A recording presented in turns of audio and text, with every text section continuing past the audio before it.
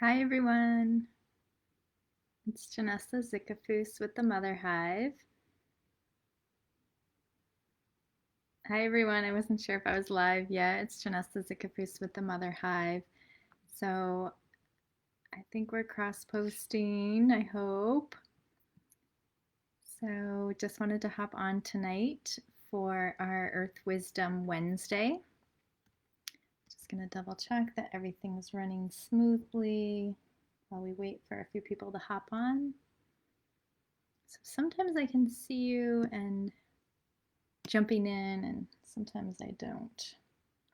So I hope everyone's Wednesday is going well and your week is going well. Um, okay, looks like we're live. Just make sure we're in the group. Awesome. All right. So if you're on, say hi. I'll try to monitor comments on my phone, depending on where you're watching. And so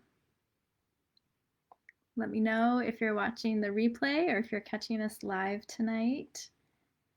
I'd love to talk to you this evening about Rose, one of my favorite allies in the plant world. And so I want to share a little bit about Rose's uses, how to prepare. We won't have time in this short call to get into all the wonderful things about Rose, but just a brief overview and how you can use it to support you in daily life, as well as some tips for a ritual that you can use with Rose as an ally as well.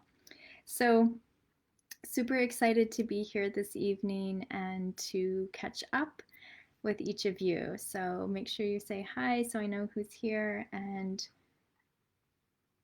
we're going to get started with Rose. So, when you picture Rose, you probably think of some of the traditional associations with love, perhaps, or with pleasure and sensuality. We're going to talk a little bit about that, but also talk more about how Rose can be supportive in other ways.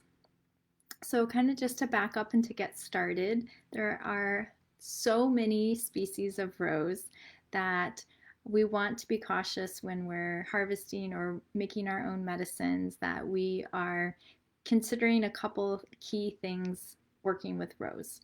One is that there are, hello, thanks for saying hi.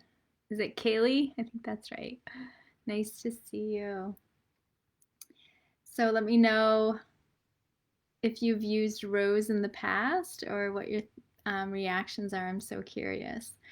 So, what I was saying is, a lot of times we can get access to roses anywhere. You can get them at the grocery store, at the florist, at the gas station, even, right? But it's super important to realize that most commercial, if not all commercial roses, are sprayed with pesticides. So if we're using those for medicine, then it's really important that we are, avoiding any of those pesticides and those processed roses. So wild is what I like to work with. So each, just checking on some messages here. So each summer when they're in bloom, I'll get out and really harvest them from local areas where I have permission to harvest or from my own yard.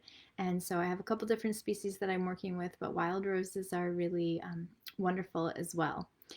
And so avoiding those pesticides are key. The second thing to realize is that this is a super versatile plant. You can work with kale. Thank you. Like the vegetable. Kale, kale. Awesome. Nice to meet you. So, um, I was saying that it's really helpful with rose to um, go out and harvest your own if you can, or if you have access to. And forget where I was headed with that, but I'll just keep going. But at any rate, there's A couple ways that you can prepare rose. So one of my favorite ways, of course, is with tea, and you can use both the rose hips and the petals for teas. Those are really nice. You can use other parts of the plant, but these are the two that I usually work with personally. And uh, it's very astringent and very drying, usually, if we're talking about the rose petals themselves. So we'll often use rose for the purposes of, like medicinally, for the purposes of tightening things, anything with like astringent drying. So you'll see them a lot of times in face and beauty products, of course. You can also use rose as a mouthwash, but it's also good internally because it can, if you're thinking about drying and astringency, it can dry out any of the areas where there's inflammation. So it can kind of like tighten up the skin internally. So in the gut, in terms of reproductive organs, it can be nice, as well as topically for the skin.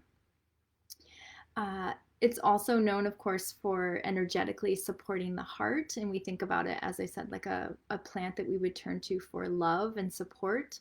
But there's also research out there that shows that rose, when taken internally, can also support the heart physically. So, what the healers and the indigenous people have known for ages is, of course, being supported by science.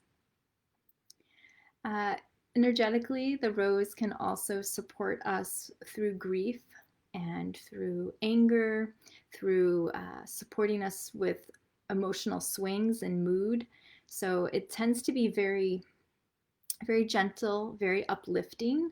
And so it also has a very calming, so it's like this uplifting energy, but it also has this really calming, can calm our nerves. And that's what's really beautiful about rose, because if we picture a rose in nature, we know that it has its bud and then it fully blossoms, but there's this whole other side of rose. If you've ever worked with roses in your own garden or even just gone to pick one, of the thorns. And so there's this dichotomy or this contradiction that comes up with rose, and that is true energetically as well.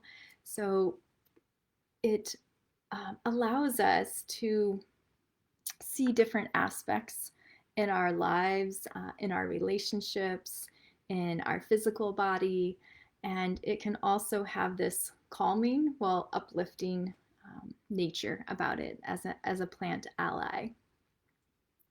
So I'm curious, even if you're catching the replay, just hashtag replay me, but let me know what other uses you've found for rose, if there's anything in particular that you've been using it for or that supported you. I'm so curious because I'm always on the lookout for more ways to use it. Um, it's it's been one of my big allies for a couple years now, and I just love the versatility, like how versatile it is and how you can use it in so many different ways, but there's always more to learn. Um, yeah, so if we talk a little bit in more detail about some of the applications and the preparations. We mentioned before, you want to make sure you have a really clean source for your roses, and there's so many shapes and colors and numbers of petals and things, but they're all part of the Rosaceae family.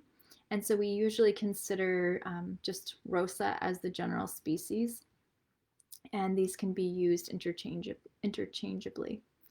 I mentioned teas already. You can prepare the petals or the hips. Drinking a really nice powder from one of the suppliers that I work with, to just add that into tea or just warm up some milk or water. And it's best, different temperatures of water will bring out different qualities in your infusions, but typically more tepid or cold infusion even for the petals can be really supportive, and not get the more heat and the longer of the steeping, the more astringency you're going to draw out. So it just kind of depends on what flavor you're going for and what purpose. I also love making flower essences. So this is a really nice way to work with rose and the energy. And so when I'm feeling a little bit of grief or sadness come on, I might just, for a week, start taking my flower essence again. And this is something that I've, prepared at home, and I think I might have videos even on the page, or at least photos about the preparation. So I can definitely share more if that's something that you're called to. And elixir is another preparation where rose can be kind of just, I like to just add a little bit of my wild rose elixir into some seltzer. And I don't partake in alcohol very much, so that will just be just enough on a weekend where I want to relax a bit, and but not have that depressive state of alcohol. It kind of gives just a little bit of the brandy that it's made with in the elixir, but helps calm the nerves and relax me a little bit without the side effects of having a full cocktail. I also love adding rose to cacao. So I really enjoy one of the brands, or the types of cacao. The Tantric Rose Blossom is one of my go-to faves for my cacaos. So I love drinking that one to, again, just like really get me over the hump of when I'm in a state where I'm feeling kind of down, or feeling sort of the whole like energy of like the world's grief. Like I'm having that sense where there's just so much grief around me, even if it's not my own personal grief, just needing a little more support to create like a boundary for myself energetically, but also to feel like, yeah, there's a lot going on, and it's a lot, and I need a little support to kind of work through that and to help maintain my energetic boundary so that I'm able to get through my day and through my job, etc., but also that I still feel connected to what's happening in the world at large, and or something that might be happening within my family or something, right? So it allows me to sort of, again, to have that boundary, but also to still feel connected, but have the uplifting mood support that I might need to kind of get through my to-do list and my everyday routine.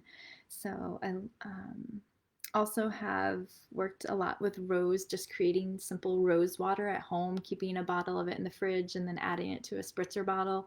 And I keep that in my bathroom. I have some of my on my altar, and just kind of like spritz over my hair and over my face, and even sometimes I'll do my neck and chest area and the arms, and just kind of really coat everything, and just use it as a cleansing tool. And a little like midday spritzer and uplift topically. So you can also infuse it in honey or make a cordial or syrup. Those are all options as well. So it has a lot of possibilities and a lot of ways that you can have fun and experiment and enjoy rose. So I'm curious, I talked a lot today about using rose to support me through grief and those emotional mood swings. I'm curious, for those of you catching the replay, or if you're still here live, what, how do you support yourself? Like, what tools do you have already to support through the grief and the anger that, there's so much right now that we're all, experiencing from so many angles and so many events. So I'm just curious, what other tools that you're drawing upon that are supporting you. I know rose has been one of my go-tos, as I mentioned. So obviously meditation and lots of others, but yeah, rose has been really supportive. So lastly, I'd like to kind of just talk you through a beautiful ritual that you can do in meditation with rose. And of course, you can just visualize this, or you could use your computer or your phone to look at a picture of rose. That's fine. We don't need to get too fancy about it, but it's super supportive if you, if they're in blossom, if you're not in the dead of winter like I am, where you are, you can get them fresh, great. If you can gather some Dried petals will work, whatever you have, but it's really nice if you can get them to do this meditation or this little ritual with the actual plant. So you're going to sit in meditation with Rose, and you're going to do this as kind of like a guided meditation, not really a full journey, like a shamanic journey or anything, but more just a guided meditation. Set your ritual space, set the time for yourself. Maybe have a candle, a pink or red candle would be really supportive, or even white. And maybe have a little bit of water nearby for cleansing. Rose is associated with the element of water.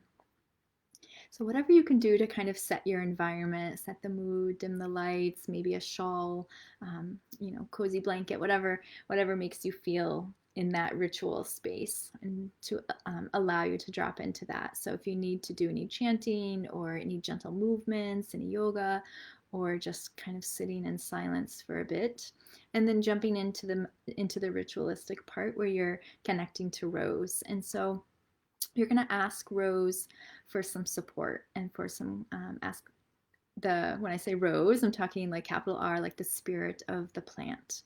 And so you're going to say,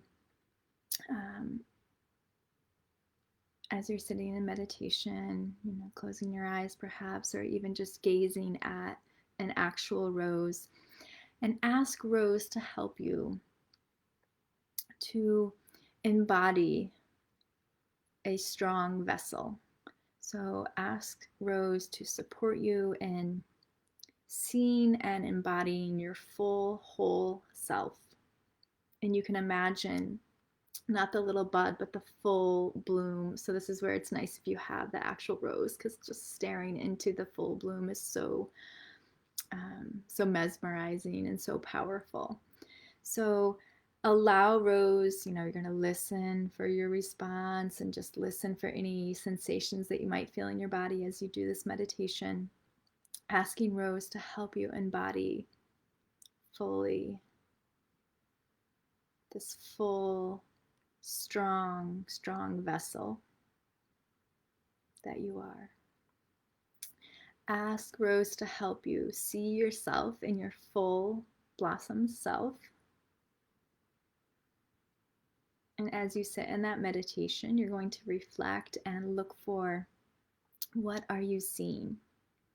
What do you see when you, with the support of Rose, envision your full blossomed self, yourself in full blossom, your whole strong vessel? What vision do you have when you bring that into your mind's eye?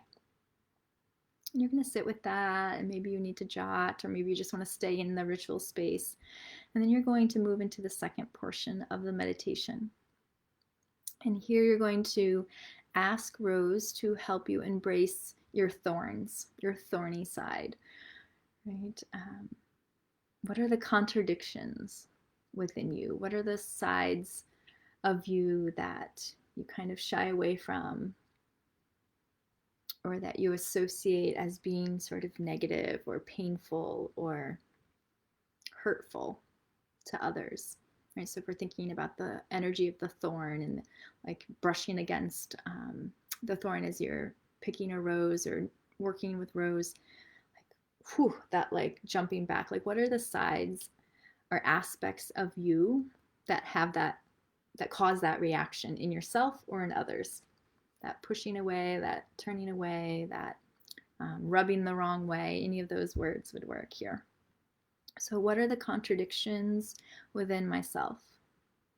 Right? So just, again, in your ritual way, sitting and being with Rose and asking for support and clarity.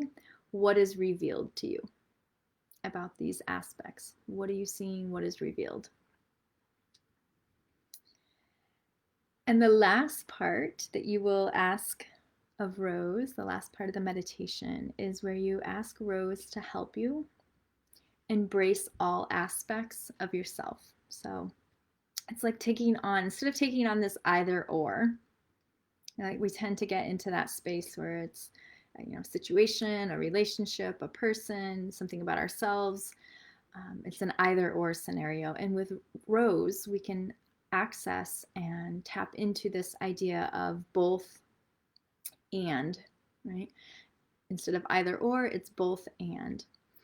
And so help Rose, help me embrace all of these aspects of myself. Help me embrace the parts that are whole and full and strong, and then help me embrace the parts that are cracked open, that are thorny, that are uncomfortable, that are hurtful, harmful even. And allow Rose to support you in getting this holistic, full view and to embrace all of those aspects of yourself. And then, of course, you can, bring your ritual to a close, give gratitude to Rose. It would be really nice at that point to like sprinkle or, if you have rose water, spray it on yourself, or you can even have one of the blossoms. I like to do it this way, where you take a blossom or even just some of the petals, but the full blossom is really nice, and have that resting in the water. You could even work with the moon energy and have it out overnight, at a full moon perhaps, and absorbing that lunar energy, which is really feminine in nature, and just sprinkling and bathing and kind of allowing, dipping the rose into the vessel of water and sprinkling your rose at the end of your ritual. So that's a really nice supportive way that you can work with the more of the spirit of rose and with the energy of rose. So this can help you within a broader view of these contradictions and a full view of yourself, as well as acceptance of the different parts of ourselves. Some people call it like shadow work, or the shadow sides of yourself. And so I think that's really a nice ritual to consider. And, just the last little bit I'll give on rose is just how rose can also be really supportive. We often think about it as the flower of love, and it also can really help us, as I was mentioning with this energy of the thorns, to really set those boundaries. So if there's a time when you're really struggling with setting healthy boundaries for yourself, I would ask you to reach to rose in your toolkit as a support for setting those healthy boundaries and continuing to set them and to reset them and to re-engage those boundaries when necessary. So I'm curious in the comments if setting healthy boundaries is something that you are challenged by. I know that is definitely, I've been in codependent relationships and really struggled with that. So setting healthy boundaries and keeping myself energetically within my own safe space is also been some of my work as an energy healer to learn strategies and tools. So Rose is really supportive for me in that way as well.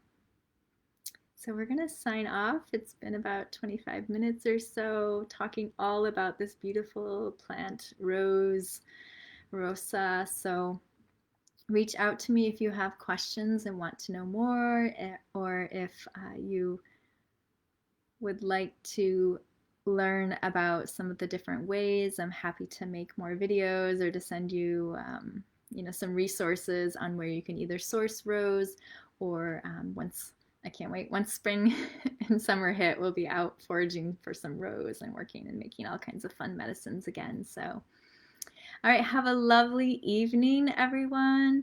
If you're watching on our page, be sure to hop on over into our free Facebook group if you're interested in joining us there in the Mother Hive group. We have about, I think we're around 850 women that are devoted to empowerment, resiliency, and inspirational living. So I will post the link if you're not a member yet and would like to join us, feel free. And I will see you all next week for Earth Wisdom Wednesday. Take care.